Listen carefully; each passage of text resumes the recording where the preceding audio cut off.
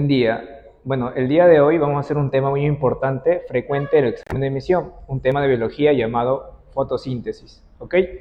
Entonces, como sabemos, la fotosíntesis es un proceso anabólico de formación. En este caso, es un tipo de fotosíntesis oxigénica, ya que al final vamos a mencionar que en una parte de estos procesos se va a liberar el oxígeno, ¿ok? Entonces, recordando que la fotosíntesis tiene dos fases, dependiendo del lugar del cloroplasto. Recordemos que la fotosíntesis se realiza tanto en plantas como algas, ¿no? Entonces, el tipo de organela dentro de las células de las plantas se llama el cloroplasto. Entonces, en el cloroplasto está presente muchas estructuras, siendo las más importantes para la fotosíntesis el tilacoide y el estroma. Entonces, como me mencioné, la fotosíntesis va a ser un proceso de formación. ¿Ok? En este caso hay dos fases, la fase luminosa y a continuación lo mencionaré, la fase oscura. Entonces, en la fase luminosa se va a realizar específicamente en el tilacoide. Justamente, acá vemos que la fase luminosa, ¿no?, va a estar dividido en cuatro partes, ¿no?, en cuatro pasos. Aquí está. 1, 2, 3 y 4. ¿Ok? Entonces, como les mencioné, esta parte blanca, membranosa, se llama la membrana tilacoidal. Es donde va a ocurrir la fase luminosa de la fotosíntesis. ¿Ok? Entonces, ¿qué pasa en la primera parte? ¿No?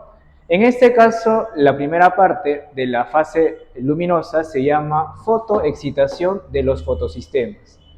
Los fotosistemas, ¿no?, son estructuras que están cargadas de electrones. ¿Ok? Estos electrones son inestables. Entonces, ¿qué pasa en la fotoexcitación del fotosistema? Lo que pasa es que la energía luminosa proveniente del Sol viene cargadas en partículas llamadas fotones. Los fotones son partículas que cargan energía luminosa, transportan energía luminosa. Esos fotones van a excitar estas fotosistemas, el 2 y el 1. ¿Y eso qué va a causar? Va a causar que constantemente se pierdan electrones. ¿Ok? Constantemente se van a perder electrones. Entonces, eso pasa en la fotoexcitación de los fotosistemas. Es la acción de los fotones en los fotosistemas y eso causa una pérdida de electrones. ¿Ok? Ahora, ¿qué pasa en el segundo paso? Como constantemente está perdiendo electrones, debe existir otro proceso en el cual empiece a aceptar electrones. Entonces, ahí ocurre el segundo proceso de la fase luminosa, llamada la fotólisis del agua, ¿no? En este caso, en este proceso, ¿no?, las moléculas de agua van a reaccionar con esta partícula. Este complejo se llama complejo de proteína Z unido con el ion manganeso. ¿Qué ocurre? Va a reaccionar esta molécula de agua con este complejo y eso va a causar que la molécula de agua se divida. ¿En qué? En un oxígeno, 2 protones de hidrógeno y 2 electrones. Esos 2 electrones que han sido liberados por la fotólisis del agua son aceptados. ¿Ok? Son aceptados por el fotosistema 2. Entonces, cuando los fotones provenientes del Sol constantemente están oxidando o excitando los fotosistemas, están perdiendo electrones, en la fotólisis del agua, ¿no?, el agua va a perder electrones también, sin embargo, esos electrones perdidos van a ser aceptados. Entonces, constantemente, cada vez que pierden, también van a ganar electrones. Entonces, ¿cuál es el siguiente paso de la fotólisis del agua, no? Como aquí constantemente, ¿no?, los fotones de hidrógeno se están liberando, aquí en este espacio llamado espacio intertilacoidal, aquí se va a provocar una gran concentración de protones de hidrógeno. Eso va a causar una fuerza llamada fuerza protomotriz. ¿Ok? Entonces, esa fuerza, ¿no?, estos protones de hidrógeno van a salir.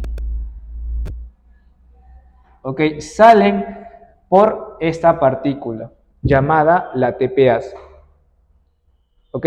Eso va a causar que fuera del tilacoide, recordemos que se encuentra el estroma.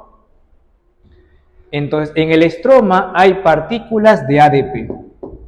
Entonces, esa fuerza protón motriz generada por los protones de hidrógeno van a causar que la ATPasa con el ADP reaccionen y formen estas moléculas, llamadas moléculas de ATP. Entonces, básicamente, en esta parte de la fase luminosa se van a formar las moléculas de ATP. Ahora, recordemos que las moléculas de ATP se caracterizan por contener gran concentración de energía. ¿Para qué? Para que se puedan formar las próximas moléculas.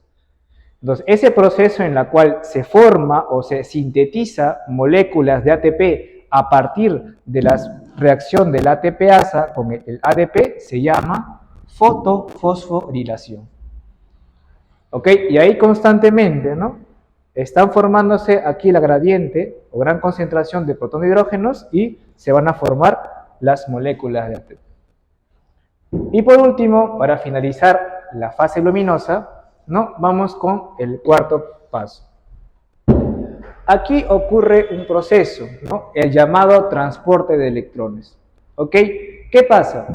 En el tilacoide existen los fotosistemas, la cadena transportadora de electrones y también la ATPasa. ¿Ok?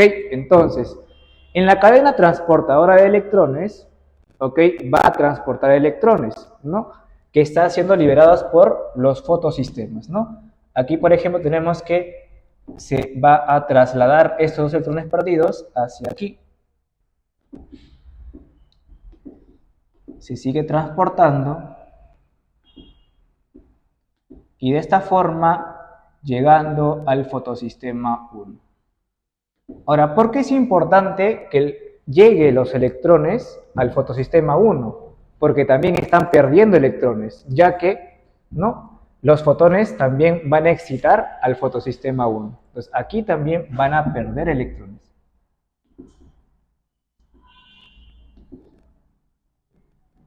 Y constantemente se van a transportar.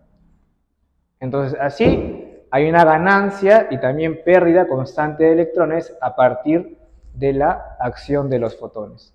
Aquí tenemos la cuarta paso, ¿no? Donde cuando constantemente se están transportando los electrones y se da una reacción llamada la fotoreducción.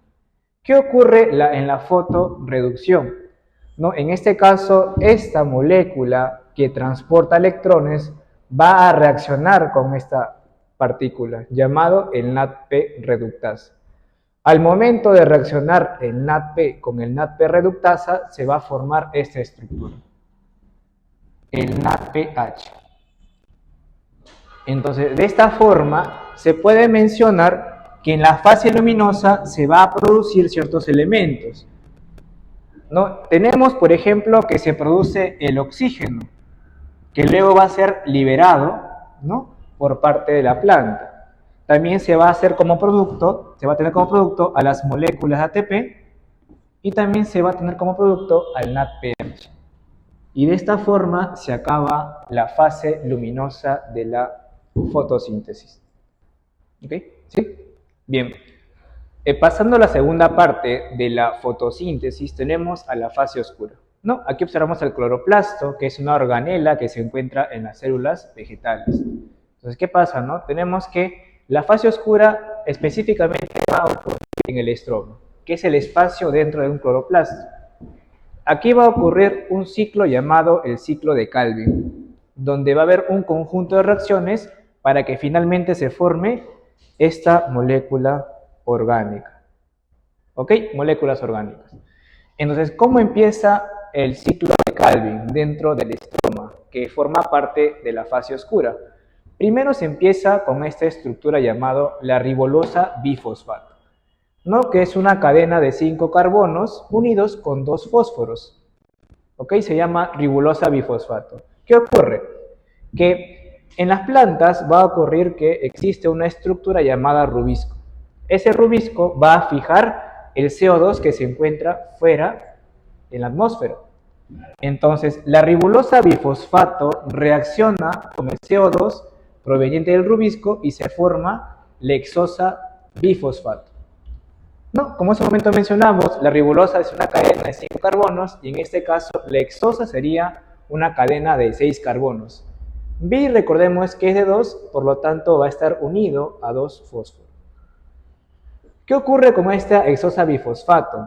Que es una cadena muy inestable. Por lo tanto, esa cadena, al ser inestable, se va a dividir en dos. Se divide en dos cadenas llamadas fosfoglicerato. ¿Ok? ¿Qué pasa con este fosfoglicerato? No, esta es la primera parte del ciclo de Calvin, llamada la fijación del dióxido de carbono, donde inicia con el ribolosa bifosfato y termina con el fosfoglicerato. En el siguiente paso del ciclo de Calvin, ¿ok?, el fosfoglicerato va a reaccionar con estas moléculas de ATP. Recordemos que estas moléculas de ATP han sido formadas en la fase luminosa. Entonces, aquí las moléculas de ATP reaccionan con el fosfoglicerato y se van a formar estas estructuras llamadas glicerato bifosfato, en la cual cada cadena anterior se va a unir a moléculas de fósforo. ¿Ok? Aquí, por ejemplo, este glicerato va a estar unido mediante 2 fósforos. Entonces, el siguiente paso es en que cada glicerato bifosfato se va a reaccionar con el NADPH2 y se va a dar esta gran molécula llamado la fosfogliceraldehído, más conocido como el PGAL. En este caso han perdido sus enlaces, ¿no?, con el fósforo y solamente tienen uno. Ahora, cuando llega aquí, ¿no?, aquí podemos mencionar que el fosfoglicerato se ha reducido. Por eso es que se llama este proceso la reducción del fosfoglicerato.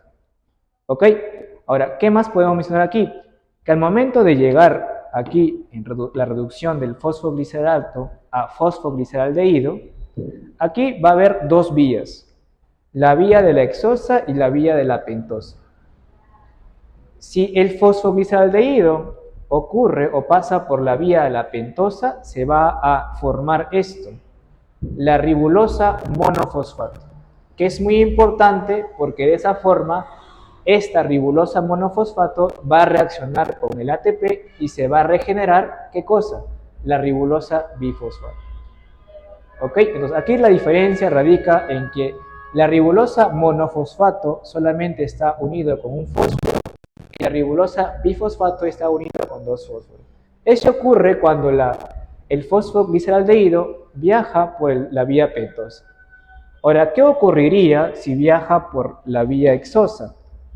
Esta PGAL, ¿no?, el fosfogliceraldehído, va a ir por la formación de los glúcidos, ¿ok? Ya sean la fructosa o la glucosa, que son ejemplos de hexosa. Y de esta forma podemos mencionar que, por ejemplo, ¿no?, en la fotosíntesis que se inició en el tilacoide, ¿ok?, en la fase luminosa, ¿no?, empezó captando energía luminosa proveniente del sol y lo va a transformar en energía química, ¿no?, en las formaciones de carbohidratos o glúcidos. Eso sería todo por la fotosíntesis. Muchas gracias, chicos.